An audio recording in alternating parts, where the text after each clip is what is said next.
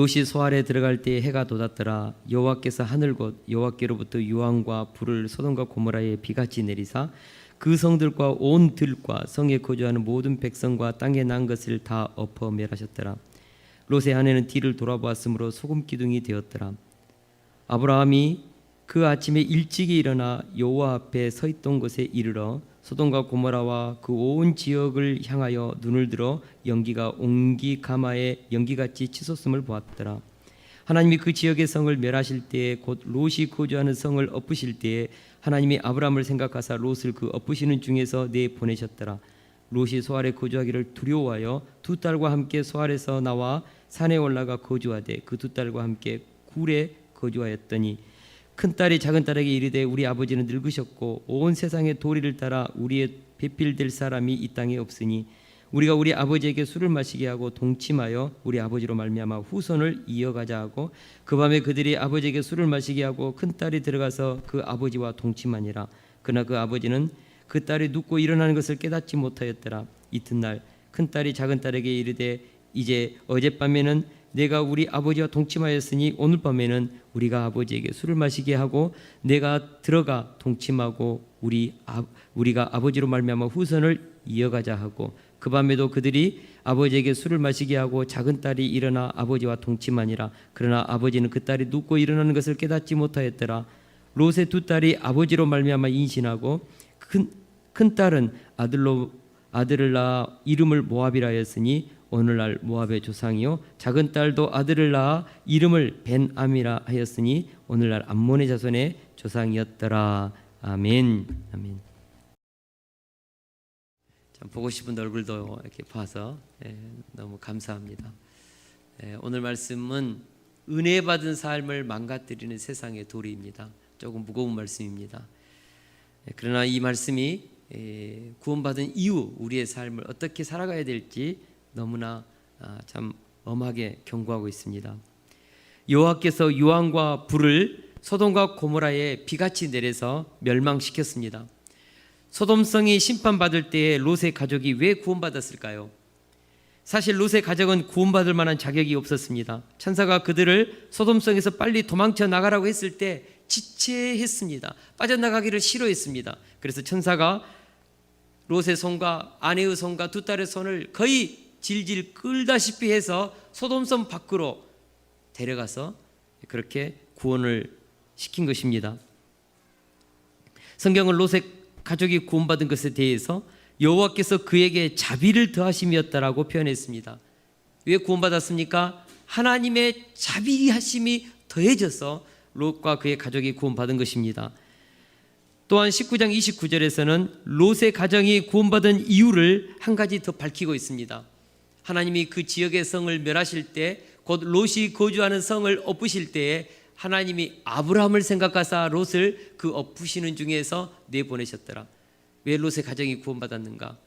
하나님이 아브라함의 그 중보기도, 하나님을 향한 그 간절한 중보기도를 받으시고 롯의 가정을 구원했다는 것입니다. 이렇게 보면 롯의 가정이 구원받은 것은 첫째는 하나님의 은혜와 자비하심과 사랑의 결과요, 또 하나는 아브라함이 그 롯의 가정을 위해서 중보기도했던 결과였습니다. 저는 이것이 우리들의 현재적 구원의 삶과도 동일하다고 믿습니다. 왜 우리가 멸망해가는 이 세상의 도성에서 빠져나와 구원의 공동체인 교회에 들어왔을까? 우리의 의로운 삶 때문이었습니까? 우리가 2000년 전에 예수님이 나를 위해서 십자가에 죽으신 것이 나의 죄를 용서해 준 복음이라고 깨달아져서 우리가 믿음으로 결단하고 그렇게 주님을 믿은 것입니까? 마지막 날 세상이 심판받을 것을 깨닫고 교회로 피난온 것일까요?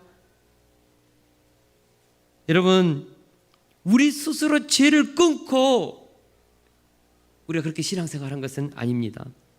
우리는 믿을 수 없었고 깨달을 수 없었고 교회 오기를 싫어했고 하나님의 복음을 어리석은 것으로 조롱했던 자들입니다. 심지어는 교회를 향하여 비난했던 자들, 어리석은 자들이라고 생각했던 자들이죠. 그럼에도 불구하고 우리는 지금 예수님을 믿고 있고 교회에서 신앙생활을 하고 있습니다. 이유가 무엇일까요? 철저히 하나님의 강권적인 손이 우리를 멸망의 도성에서부터 죄의 그 중한 눌림 속에서 우리를 건져냈기 때문인 것입니다. 할렐루야. 뿐만 아니라 누군가가 우리를 위해서 중보기도하는 그 중보기도에 눈물이 있었습니다. 우리가 스스로 결단하고 구원받은 것이 아닌 것입니다. 에베소서 2장 7절 8절은 분명히 말씀합니다. 너희는 그 은혜에 의하여 믿음으로 말미암아 구원을 받았으니, 은혜로 말미암아 믿음 생활을 했다는 것이죠. 이것은 너희에게서 난 것이 아니다. 하나님의 선물이다. 여러분, 구원은 철저히 하나님의 선물입니다. 행위에서 난 것이 아니니 이는 누구든지 자랑하지 못하게 하려 함이라. 우리의 행위가 아닌 것이죠. 철저하게 하나님께서 은혜로, 하나님의 그 자비하신 그 긍휼의 손으로 우리를 죄의 소굴에서, 심판의 도성에서 건져냈다는 것입니다. 내가 교회에서 신앙생활하면서 하나님을 예배하고 하나님을 찬양하고 하나님을 경외하면서 하나님을 나의 아버지라 부르면서 하나님의 자녀로 살고 있다는 것이 은혜라는 것을 다시 한번 깨달을 수 있기를 주의 이름으로 축원합니다. 롯과 그의 가정이 받은 구원은요, 어떻게 보면요, 부끄러운 구원입니다. 어떻게 보면 턱걸이 겨우겨우 해가지고 시험에 합격한 것처럼 아슬아슬하게 받은 구원인 것이죠. 그런데 가만히 생각해 보면 우리 모두가 다 부끄러운 구원을 받았습니다. 아슬아슬하게 턱걸이 하듯이 받은 구원인 것을 깨닫게 됩니다. 어떻게 보면 하나님 앞에서 우리의 구원받은 삶이 부끄러울 때가 많습니다. 그래서 구원받은 삶에 대해서 우리는 할 말이 없고 감사할 뿐입니다. 때로는 죄송할 뿐입니다. 어떻게 나 같은 사람을 주님께서 구원해 주셨을까? 고맙고 눈물나게 감사할 뿐입니다. 저는 부끄러운 구원을 받은 롯의 가정이 그랬을 거라고 믿습니다. 생각해 보십시오. 천사가 롯의 가정을 소돔 속에서 이끌어낸 후에 돌아보거나 뒤를 돌아보거나 들에 머물지 말고 산으로 도망하여 멸망을 면하라고 했습니다. 그런데 롯은 그 도망하는 와중에도 뭐라고 했습니까? 소돔성 근처에 있는 그 소알 작은 성에 자기는 산까지 가기에는 너무 힘드니까 소알 작은 성으로 좀 들어가게 해달라고 간청을 했습니다. 제가 생각했을 때는요, 아마도 롯은요, 소알성으로 들어가가지고 그냥 다시 소돔성에 들어가서 살려는 그런 마음도 있었던 것 같습니다. 피하라고 하니까 지금은 피하지만 설마 소돔성이 이토록 처참하게 심판받으라고는 생각 못한 거죠. 그럼에도 불구하고 천사는 속히 그리로 도망하라 그러면서 내가 거기 이르기까지는 내가 아무 일도 할 수 없다고 했습니다. 우리 하나님은 롯의 어이없는 간청도 들어주셨습니다. 얼마나 놀라운 은혜입니까? 뿐만 아니라 롯이 소알성에 들어가기까지는 뭘 할 수 없다고 했습니까? 하나님께서 심판을 내릴 수 없다고 했습니다. 롯과 그의 가정이 안전하게 소알성에서 도피한 그 이후에야 심판이 행해진다는 것이죠. 저는 이 세상의 마지막 심판이 행해질 때 우리 믿음의 자녀들이 다 구원받아 안전하게 피난처로 옮겨지기 전까지는 이 세상의 심판이 행해질 수 없다고 믿습니다. 성경을 읽어보면 세상의 마지막 심판이 행해지기 전에는 먼저 죽은 자들이 새로운 몸을 입고 하늘로 들리움을 받습니다. 그 다음에는 예수님이 오실 때 살아있는 자들이 호련히 새 몸을 입고 휴가해서 천국 혼인잔치에 참여하죠. 그리고 나서 심판이 시작됩니다. 노아의 대홍수 심판 때도 똑같았습니다. 하나님께서 방주를 지켜야 하고 40주야 그 홍수가 시작되기 전에 온 가족이 다 대피하고 나서 구원의 문을 하나님께서 닫으시고 나서 그 이후에 심판이 진행됐습니다. 여러분, 이것은 매우 중요한 구원의 법도를 우리에게 가르쳐 줍니다. 선택받은 하나님의 자녀 중 단 한 사람도 잃어버리지 않고 다 구원한 후에야 세상의 심판이 시작된다는 것을 우리는 깨달아야 합니다. 그리고 우리는 이 사실이 얼마나 큰 위로가 됩니까? 그런데 이 어마어마한 은혜를 받은 롯과 그의 가족은 구원받은 이후에 어떤 삶을 살았습니까? 하나님의 은혜를 찬양하면서 선하게 살았습니까? 아니면 받은 은혜에 감사하면서 회개에 합당한 열매를 맺었습니까? 아니면 소활성 사람들에게 하나님을 경외하면서 살라고 전도하면서 눈물로 전도하면서 감사하면서 그렇게 살았습니까? 오늘 본문을 보면 구원받은 이후 롯과 그의 가정의 삶은 너무나 비참합니다. 그리고 아쉽게도 19장 이후 롯의 이야기는 더 이상 기록되지 않습니다. 왜 성경은 19장 이후 롯의 삶을 더 이상 기록하지 않을까요? 기록할 만한 가치가 없었기 때문에. 롯과 그의 가족에 대해서 기록할 만한 그런 아무런 은혜가 될 만한 삶의 열매가 없기 때문에 그런 것입니다. 롯과 그의 가족은 은혜로 구원을 받았지만 그 이유는 은혜 받은 자로서의 합당한 삶을 살지 못했다는 것입니다. 롯의 모습을 보면서 오늘을 살아가는 우리도 동일한 모습이 있을 수 있음을 시인하게 됩니다. 구원받은 이후의 삶이 더 중요합니다. 은혜 받은 자로서의 그 이후의 삶이 더 중요합니다. 여러분, 구원은 은혜로 받습니다. 그러나 구원받은 그 이후 우리의 삶은 이제부터는 우리에게 책임이 있는 것이죠. 오늘 말씀을 통하여서 구원받은 자로서 그 이후의 삶을 롯의 가정을 생각하면서 우리는 어떻게 살아야 될지에 대해서 세 가지로 같이 은혜를 나누고자 합니다. 첫째로, 뒤돌아보지 말아야 합니다. 천사는 분명히 지체하는 롯의 가족들을 소돔성 밖으로 이끌어내면서 경고의 말을 했습니다. 돌아보거나 들에 머물지 말고 산으로 도망하여 멸망을 면하라. 여러분, 돌아보지 말아야겠습니다. 이것은 무엇을 말합니까? 더 이상 과거의 삶으로 돌아가지 말라는 것입니다. 더 이상 과거의 향수에 매이지 말아라. 왜 들에 머물지 말라고 했을까요? 들에는 소돔과 고모라와 같은 다른 세 도시가 있었습니다. 아드마, 스보임, 소할은 다 소돔성 근처에 있는 도시들입니다. 다시 말하면 들에 있는 그 도성들은 소돔과 고모라성과 같이 여전히 죄가 흥청망청 행해지고 있는 죄의 도성인 것이죠. 다시 말해서 소돔성과 비슷한 부류의 도시에서 살지 말고 완전히 세상의 도성에서 탈출하라, 그런 의미입니다. 또한 왜 산으로 도망하라고 했을까요? 이는 소돔과 고모라의 죄의 영향력에서 완전히 벗어나라는 것입니다. 죄를 끊고 새로운 출발을 하라는 것입니다. 은혜로 구원받은 사람은요, 뒤를 돌아봐서는 안 됩니다. 할렐루야. 예수님도 말씀하셨습니다. 손에 쟁기를 잡고 뒤를 돌아보는 자는 하나님의 나라에 합당하지 아니하니라. 구원을 받았습니까? 하나님 우리에게 주시는 사명의 쟁기를 잡았습니까? 뒤를 돌아보지 마십시오. 뒤를 돌아보지 마십시오. 과거에 대한 미련을 갖지 마십시오. 과거에 대한 상처를 묵상하고 회상하는 일을 멈추십시오. 과거를 습관적으로 돌아보는 것은 여전히 과거에 대한 애착이 있다는 것입니다. 신앙생활하면서 자꾸 과거를 돌아보는 믿음의 사람들이 참 많습니다. 자꾸 과거를 돌아보면요, 득보다는 실이 더 많습니다. 과거는 지나갔습니다. 우리는 이제 새로운 피조물이 되었습니다. 할렐루야. 이제는 현재적인 삶에서 우리는 최선을 다하면서 우리는 미래지향적인 삶으로 나가야 합니다.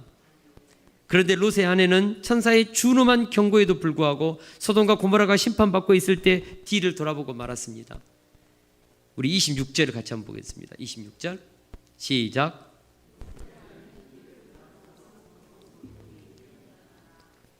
너무나 가슴 아픈 구절입니다.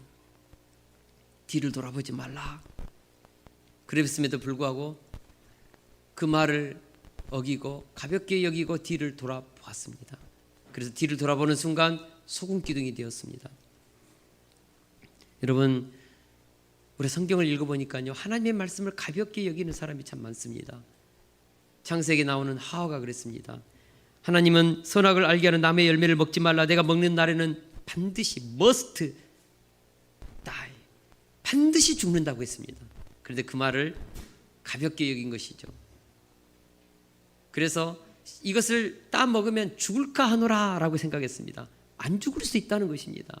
설마 이것 먹는다고 죽겠는가? 하나님의 말씀을 농담으로 여긴 것이죠. 또 하나님의 말씀을 가볍게 여긴 사람이 있었죠. 바로 롯의 사이들.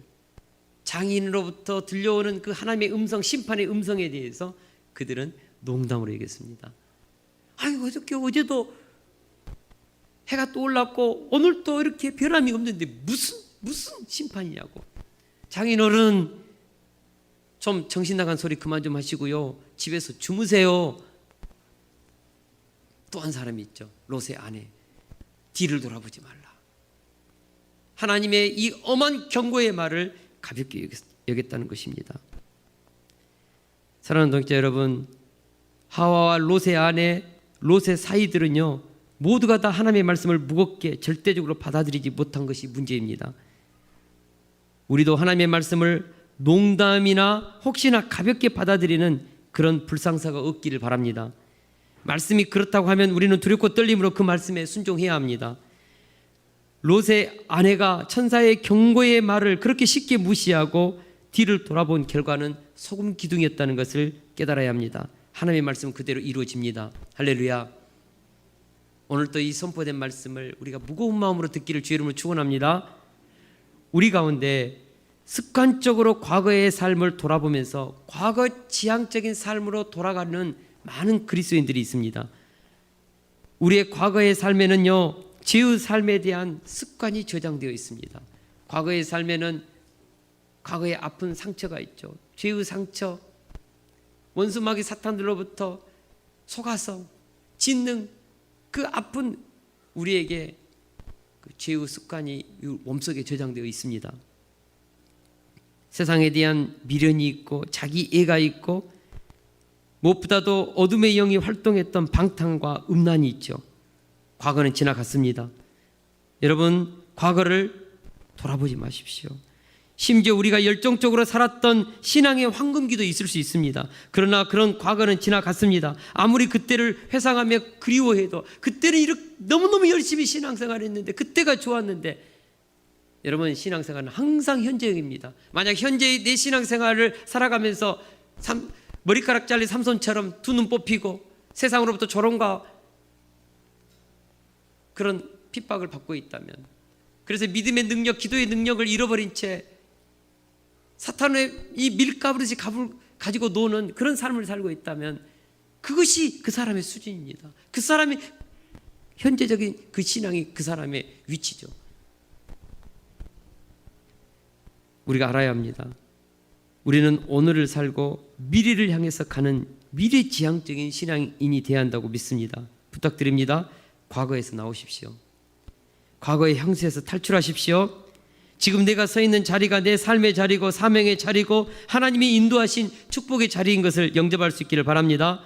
지금 여기서 하나님의 영광을 보고자 해야 합니다. 만약 롯의 아내가 뒤를 돌아보지 않고 지금 자신이 서 있는 그 구원의 자리를 감사하면서 새 출발했다면 롯의 가정은 어떻게 바뀌었을까? 롯의 아내 인생은 얼마나 축복되었을까? 두 딸의 인생은 또 어떻게 되었을까? 그러나 롯의 아내는 하나님이 주시는 이 현재적인 구원의 자리를 만족하지 못하고 자꾸 과거에 자신이 쌓아둔 재물과 자신이 쌓아둔 과거의 그 영광을, 과거에 그 누렸던 세상의 향락을, 미련을 떨치지 못하고 돌아봄으로써 자신의 인생뿐만 아니라 그 가정 가운데 하나님 주신 축복의 기회 우물을 닫아버린 것이죠. 사랑하는 동역자 여러분, 하나님의 은사와 부르심에는 후회하심이 없습니다. 하나님을 사랑하는 자 곧 그 뜻대로 부르심을 입은 자들에게는 모든 것이 합력하여 선을 이룹니다. 하나님 우리를 지금까지 여기까지 인도했다면, 우리를 구원했다면 앞으로도 우리를 구원하시고 건지시는 그 섭리의 손길, 자비의 손길, 사랑의 손길, 보호의 손길은 계속되는 것입니다. 신앙은 과거가 아니고 지금이고 미래에 완성될 소망인 것을 다시 한번 붙들 수 있기를 축원합니다. 뒤를 돌아보지 마십시오. 앞으로 나가십시오. 푯대를 향하여 뛰십시오. 둘째로, 구원받은 이후 우리의 삶은 하나님의 사랑을 의심하면서 두려움으로 살아서는 안 된다는 것이죠. 여러분, 구원받았습니까? 그러면 하나님의 사랑에 대해서 의심하지 마십시오. 우리의 신앙생활에 두려움이 없어야 합니다. 역으로 말하면 하나님의 사랑을 끝까지 신뢰하면서 우리는 살아야 합니다. 그래서 우리의 신앙생활에 뭐가 있어야 합니까? 하나님의 평화가 있어야 합니다. 하나님이 주신 평강이 있어야 합니다. 할렐루야. 롯의 아내가 뒤를 돌아봄으로써 소금 기둥이 되는 순간 그의 가족들은 어마어마한 충격을 받았을 것입니다. 무엇보다 아내를 잃은 롯의 가슴은 그 심리적 충격이라는 것은 이루 말할 수 없었을 것입니다. 아내가 소금 기둥이 되고 뛸 때 다리에 힘이 풀렸을 거예요. 두 딸은 충격을 받고 엉엉 울면서 소활성으로 들어갔을 것입니다. 천사가 말한 대로 소활성은 안전했습니다. 심판으로부터 벗어났습니다. 그런데 롯은 소활성에서의 삶을 제대로 살 수가 없었습니다. 우리 30절을 같이 한번 읽어보겠습니다. 시작. 롯이 소알에 거주하기를 두려워하여 두 딸과 함께 소알에서 나와 산에 올라가 거주하되 그 딸과 함께 굴에 거주하였더니, 우리는 여기서 롯이 소알에 거주하기를 뭐 한다겠죠? 두려워했다고 했습니다. 두려워했다. 소알은 분명히 하나님께서 안전하다고 했습니다. 그것은 내가 손대지 않겠다고 했습니다. 소알은요, 하나님의 심판에서부터 보호받은 성입니다. 롯이 하나님으로부터 받은 사랑의 선물이죠. 그렇다면 롯은 소알에서 하나님이 행하시는 일을 선포해야 합니다. 내가 무엇이길래 나를 이 죄의 도성에서 건져서 이곳에서 살게 했는가?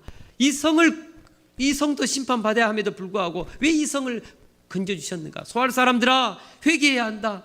소돔과 고모라에 임한 이 심판을 하나님께서 나를 받으시고 보존하셨다.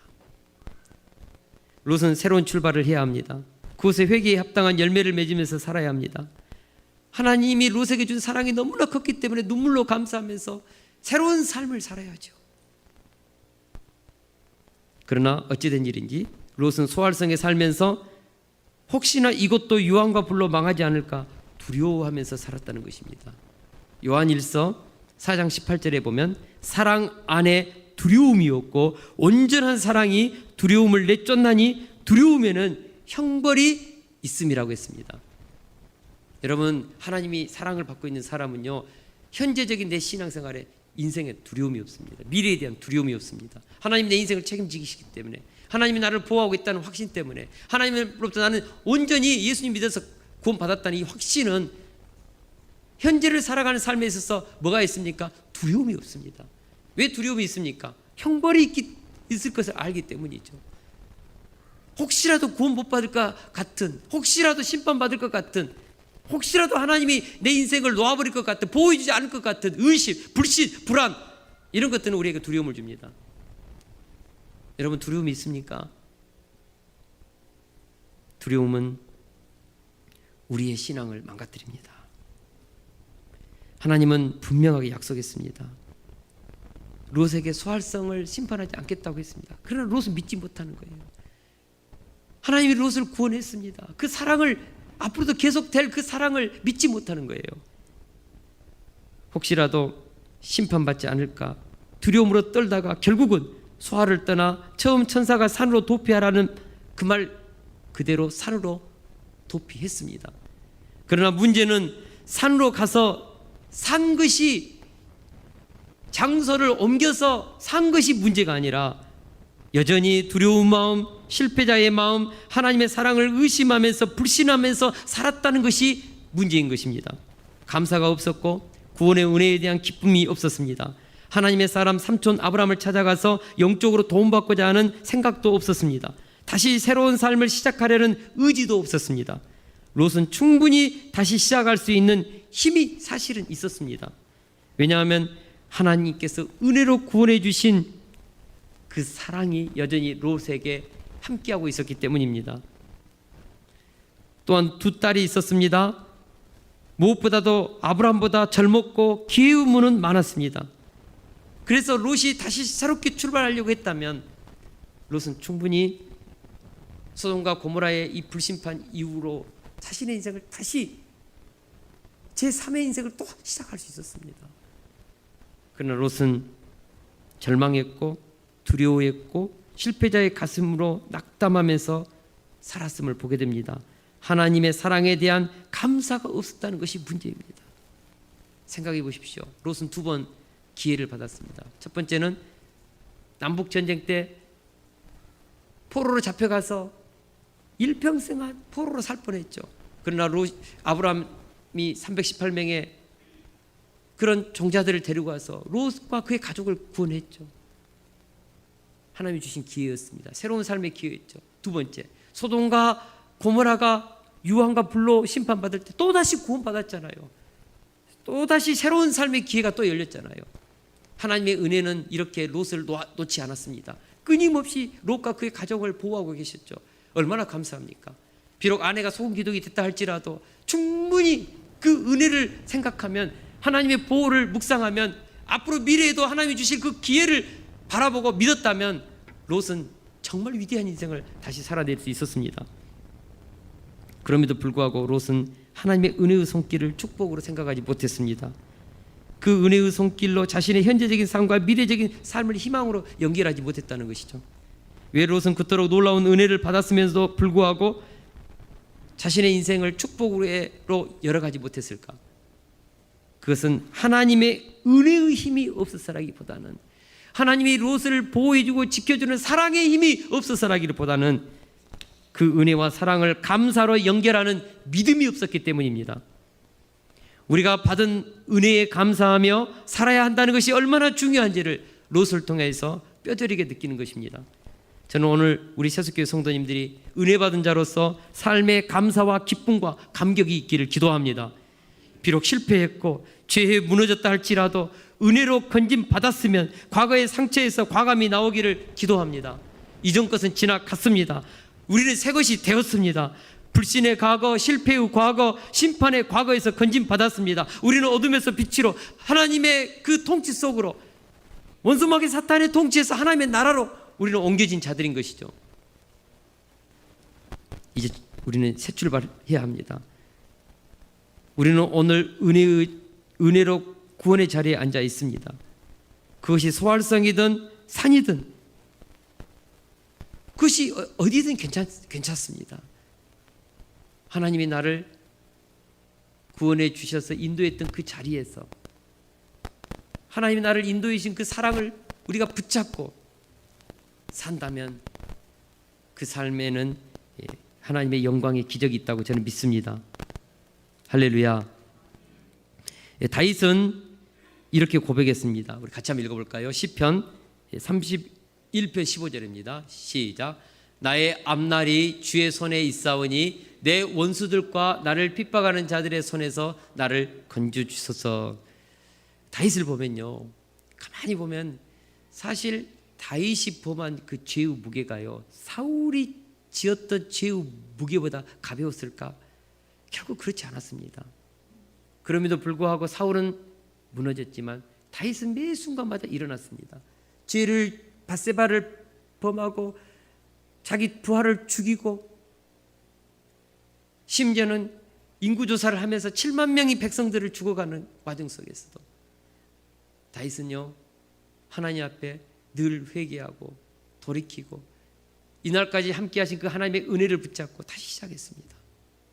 나의 앞날이 주의 손에 있습니다. 나의 장래가 주의 손에 있습니다. 나의 미래가 하나님의 보호 속에 있습니다. 지금까지 나를 버리지 않았다면 하나님은 앞으로도 저 미래를 버리지 않을 것입니다. 지금까지 저를 사랑했다면, 포기하지 않았다면 앞으로도 제 인생의 미래를 포기하지 않을 것입니다. 하나님, 저희 앞날이 주님의 보호 속에 있사오니 주여, 앞으로도 당하는 그 환난과 핍박으로부터 저를 건져주십시오. 원수의 손에서 건져주십시오. 죄에서 건져주십시오. 그리고 하늘에 쌓아두신 하늘의 은혜를 저에게 내려주십시오. 다윗은 일어섰습니다. 저는 우리 성도님들도 일어서야 한다고 믿습니다. 나를 사랑하여 독생자를 주신 하나님의 사랑을 믿으십시오. 나를 건져서 믿음의 삶을 살게 하신 하나님의 그 은혜를 붙잡으십시오. 두려움 없이 신앙생활 하십시오. 어떤 일이 있어도 실패가 있고 설령 죄의 습관으로 무너졌다 할지라도 다시 우리를 위해서 십자가 보혈의 피를 흘리신 그 은혜를 붙잡고 일어서십시오. 하나님은 사랑하십니다. 하나님의 사랑은 끝이 없습니다. 여러분, 하나님이 나와 함께 하심을 믿으면서 감사하면서 기뻐하면서 신앙생활 하십시오. 감사가 힘입니다. 기쁨이 힘입니다. 그것을 우리가 가졌다면 우리는 하나님의 사랑 안에서 충분히 롯이 했던 그 실수를 반복하지 않고 우리는 승리할 수 있습니다. 셋째로, 구원받은 이후 우리의 삶은 세상의 도리를 따라서는 안 된다는 것입니다. 롯은 소활성의 소돔성처럼 심판받지 않을까 하는 두려움으로 산으로 도망쳐서 굴에서 살았습니다. 이제 안심하고 평안하게 살았습니까? 롯의 삶은 더욱더 망가지고 맙니다. 그것은 두 딸이 아버지에게 술을 마시게 하여 동침함으로 아버지로부터 임신하여 자녀를 낳았기 때문입니다. 이것은 너무나 충격적인 사실이어서 차라리 성경에서 지워버렸으면 좋겠어요. 진짜 지워버렸으면 좋겠어요. 우리 이미로 류영님 우리 어르신들이요, 성경을 읽다가 이 부분을 읽다가요, 우리 이정순 집사님이 그랬대요. 아야 무슨 성경에 이런 회개망측한 일이 있대. 어이구 뭐 이런 것을 다 적어놨대. 성경을 읽다가 시험 들 정도로. 여러분, 만약 우리 족보에 이런 스토리가 우리 조상들에게 있다면 저는 정말 찢어서 불태우든지 무슨 수를 써서라도 그 스토리를 지우려고 했을 거예요. 우리 과거도 세탁하려고 하지 않습니까? 부끄러운 과거. 그러나 성경은 역사적인 사실을 기록하기 때문에 결코 세탁하지 않습니다. 인간의 죄를 적나라하게 그대로 기록하는 것이죠. 왜 두 딸이 아버지에게 술을 먹여 취하게 하여 아버지로부터 자녀를 얻을 생각을 하게 된 것입니까? 우리 31절에서 32절을 같이 한번 읽겠습니다. 시작. 큰딸이 작은딸에게 이르되 우리 아버지는 늙으셨고 온 세상의 도리를 따라 우리의 배필될 사람이 이 땅에는 없으니 우리가 우리 아버지에게 술을 마시게 하고 동침하여 우리 아버지로 말미암아 후손을 이어가자 하고. 참 여기서 우리가 주목해 봐야 될 부분이 있습니다. 그것이 무엇입니까? 온 세상의 도리를 따라 했다는 것이죠. 물론 온 세상의 도리를 따라 우리는 결혼해야 된다, 그런 의미도 있지만 더 깊이 있게 들어가 보면 온 세상의 그 도리, 그 문화, 성적인 타락이 그들 속에 그대로 습득되어서 그것을 시행하는 데 있어서 아무 거칠 것이 없었다는 것입니다. 의도는 좋았지만 방법은 충격적이었죠. 그 당시 소돔과 고모라 성에서 성적인 타락에 횡행하고 만연한 그곳에서 살면서 이런 것을 생각하고 실행하는데 조금도 수치심이나 부끄러움이 없을 정도로 담대했다는 것이죠. 무엇입니까? 바로 소돔성에 살면서 습득한 성적 타락의 문화가 두 딸의 생각 속에 새겨진 것입니다. 아버지 롯도 그렇습니다. 소돔성 사람들이 자기 집에 들어온 손님들을 동성애로 범하고자 할 때 남자를 가까이 하지 않는 두 딸이 있으니 너희 눈에 좋을 대로 하라고 제안했습니다. 어떻게 아버지가, 저는 딸이 없는데도 불구하고 그럴 수 없는 것이죠. 그러나 롯은 제안했습니다. 무엇입니까? 소돔성에서 보고 들은 것이 담대하게 그런 생각을 하게 한 것이죠. 여기서도 이미 롯의 가치관은 소돔의 타락한 문화에 깊이 젖어들었음을 보게 됩니다. 뿐만 아니라 산으로 도피해서 살면서 롯의 집안에 술이 많았다는 것입니다. 어디서 그 술을 그렇게 구했을까요? 술이 많았어요. 뿐만 아니라 일상적인 삶에서 자주 롯은 술에 취해서 살았다는 것을 우리는 유추해 볼 수 있습니다. 왜냐하면 만약 술이 안 마셨다면 어떻게 그렇게 갑자기 술을 막 딸들이 따른다고 해서 마시겠습니까? 얘들아 그만 됐다, 아버지 좀 마시세요, 됐다 하고 딱 끊을 수 있죠. 그러나 롯은 술에 취해서 사는 삶이 일상화됐다는 것이죠. 그날도 그냥 딸들이 술을 따라줄 때 평소 하던 대로 술을 마신 것입니다.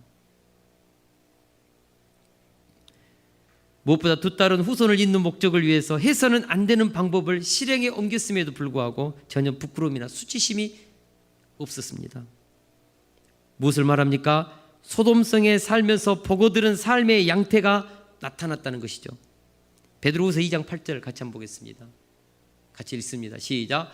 이는 이 의인이 그들 중에 거하며 날마다 저 불법한 행실을 보고 들음으로 그 의로운 심령이 상함이라. 왜 롯과 그의 가족들이 이토록 구원을 받았음에도 불구하고 그 이후의 삶이 비참하게 무너졌습니까? 그 불법한 행위, 소돔과 고모라에서 행해지는 그 불법한 세상에 타락한, 성적으로 타락한 그 문화, 죄로 흉흉한 그 문화, 죄의 강물이 넘쳐 흐르는 그 세속의 문화에 자기도 모르게 젖었던 것이죠. 그래서 성경에서 말하는 하나님의 진리에 반해서 행동하는 것에 대해서 조금도 수치심이나 불편함이 없었다는 것이죠. 여러분, 죄를 짓고도 마음에 불편함이 없습니까? 하나님의 뜻을 거슬려 살면서도 조금 더 양심에 수치심이나 부끄러움이 없습니까? 무서운 것입니다. 롯이 그의 가족이 날마다 불법을 보고 들음으로써 그 심령이 망가진 것입니다. 양심이 망가진 것입니다. 소돔성에서 보고 들은 것이 가치 기준이 되고 원칙이 되고 가치관이 되고, 그렇게 해서 구원받은 그 이후 그들이 하나님의 은혜로 새로운 출발을 해야 될 때 새로운 삶을 향하는 그들의 의지를 꺾어버리고 새 출발을 할 수 있는 은혜의 힘을 막아버린 것이죠.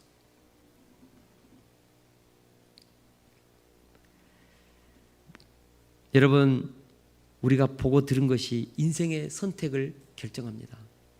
소돔성에 살면서 보고 들은 것이 자신도 모르게 생각 속에 들어와서 구원받은 자들의 삶을 망가뜨리고 있다는 것을 오늘 우리가 깊이 있게 깨달아야 합니다. 구원은 받았지만 구원 그 이후의 삶은 그들의 육체에 남아있는 세상의 도리의 힘과 어떻게 싸우느냐에 따라서 축복을 받기도 하고 실패하고 저주를 받기도 합니다. 많은 사람이 예수님을 믿고 구원받았으면 만사 형통을 기대합니다.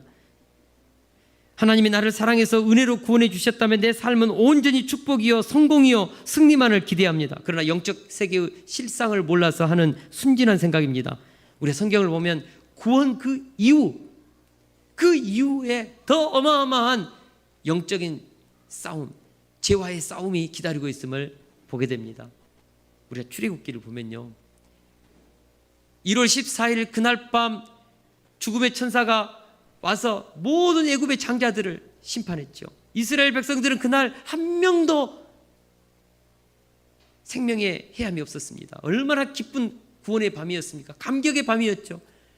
한쪽에서는 통곡과 슬픔과 비탄에 젖어서 정말 꺼이꺼이 울고 있을 때, 이스라엘 백성들의 가족에서는 감사와 기쁨과 환희가 있었죠. 그날 새벽 마침내 바로가 구원을 향하여서 그들에게 약속의 땅으로 가라고 하라 그랬죠. 그날 아침 새벽에 미명에 태양이 떠오르는 그날 아침 온 200만의 그 넘는 이스라엘 백성들이 보따리를 싸들고 하나님이 약속해 주신 그 땅을 향하여 구원의 새 출발을 했을 때 얼마나 기뻤겠냐고요. 얼마나 환희가 넘쳤겠냐고요.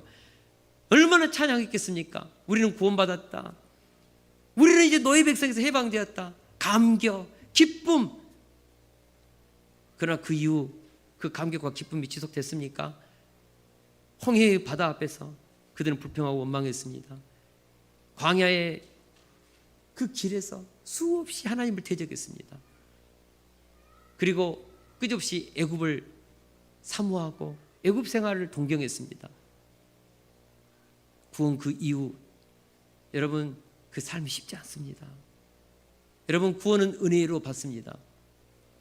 그러나 구원받은 그 이유는 우리의 심령에 새겨져 버린 소돔성에서 우리가 보고 들은 그 불법을 보고 들은 것들이 새겨져서 우리 옛 자아가 구원받은 이후에 은혜의 힘으로 살고자 하는 그 이후의 축복의 삶을 망가뜨린다는 것입니다.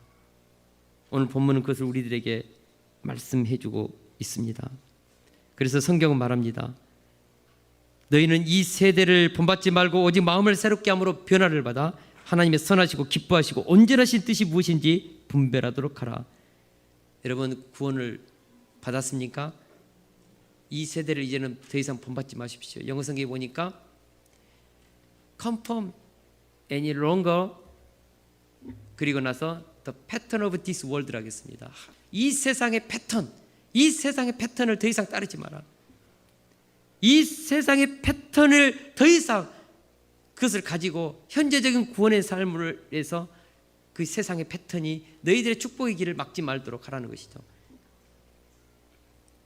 제가 신앙생활 30년 하면서 경험한 것은요, 은혜 받은 삶을 세상의 도리가 충분히 막을 수 있는 강한 힘이 있다는 것입니다. 세상 임금 악한 영들의 힘을 만만히 봐서는 안 됩니다. 조금만 방심하면 구원 이후 우리의 삶이 비참하게 무너질 수 있다는 것을 깨달아야 합니다. 결론입니다. 노아 시대의 대홍수 심판이 세상의 도리의 힘을 막았는가? 여러분, 세상을 홍수로 쓸어버리고 새로운 출발을 했을 때 그 심판의 홍수로 인하여서 세상이 새로워졌는가? 노아는 또다시 술에 마시어서 발가벗고 그 인간의 깊이 감춰진 아담의 본성이 나왔습니다. 그의 후손들은 또다시 바벨탑을 쌓았습니다. 여러분, 아담의 홍수로 세상을 깨끗하게 하려고 했지만, 노아의 홍수로 깨끗하게 하려고 했지만 심판으로 세상을 깨끗하게 하지 못했습니다. 여러분, 소돔과 고모라로 불과 유황으로 소돔과 고모라를 멸망시켰습니다. 그 심판이 롯과 그의 가족을 새로운 삶을 살도록 역사했습니까? 심판으로는 세상을 변화시키지 못합니다. 심판으로는 우리의 죄성을 바꾸지 못합니다. 왜 예수님께서 이 땅에 오셨을까요? 왜 예수님께서 이 땅에 오셨을까요? 왜 예수님께서 십자가에서 못 박으셔서 저주받아서 우리를 위해서 그 보혈의 피를 흘려주셨습니까? 여러분, 세상의 죄의 강을 멈추게 할 수 있는 것은 심판이 아니라 보혈의 힘밖에 없기 때문입니다. 우리의 옛자아를 완전히 멸하실 수 있는 힘은 십자가의 보혈의 힘에 있다는 것이죠. 소돔성에서 흘러나오는 죄의 강물은 심판으로 멈춰지는 것이 아니라 예수님의 보혈의 힘이 멈추게 한다는 것을 믿어야 합니다. 오직 예수 그리스도의 십자가의 보혈의 피만이, 그 은혜의 피만이 우리 몸속에서 습득된 세상의 행위를 막을 수 있고, 행해지는 우리의 삶을 돌이킬 수 있고, 용서할 수 있고, 새롭게 출발할 수 있는 은혜의 힘이 된다는 것이죠. 그래서 찬송가에 보니까요, 죄에서 자유를 얻게 함은 보혈의 능력, 주의 보혈, 시험을 이기는 승리하니 참 놀라운 능력이로다. 주의 보혈, 주의 보혈 능력이 있도다. 주의 피 믿으오. 주의 보혈 그 어린 양의 매우 귀중한 피로다. 주의 보혈이요 죄의 강을 막습니다. 할렐루야. 소돔에서 보고들은 우리의 그 몸에 습득되어 버린 그 죄의 힘을 막을 수 있는 것은요, 심판의 두려움이 아니라 예수 그리스도의 십자가에서 흘리신 그 보혈의 사랑의 피가 우리를 계속되는 죄의 힘으로부터 건져낸다는 것이죠. 이번 한 주 동안요, 저는 우리 교회 성도님들이 이번 주 학가단 말씀 무엇입니까? 너희는 이 세대를 본받지 말고 오직 마음을 새롭게 함으로 변화를 받아 하나님의 선하시고 기뻐하시고 온전하신 뜻이 무엇인지를 분별하도록 하라. 여러분, 이 말씀 읊조리면서 이번 한 주 동안 다시 한번 하나님의 선하신 뜻을 새기면서 우리의 삶이 날마다 승리로 나아가는, 그리고 구원 이후 하나님이 기뻐하시는 삶을 살아내는, 그래서 정말 하늘에 쌓아두신 하나님의 은혜의 창고에서 하나님의 은총이 우리의 삶 가운데 부어지는 그런 역사가 있기를 원합니다. 할렐루야. 이 찬양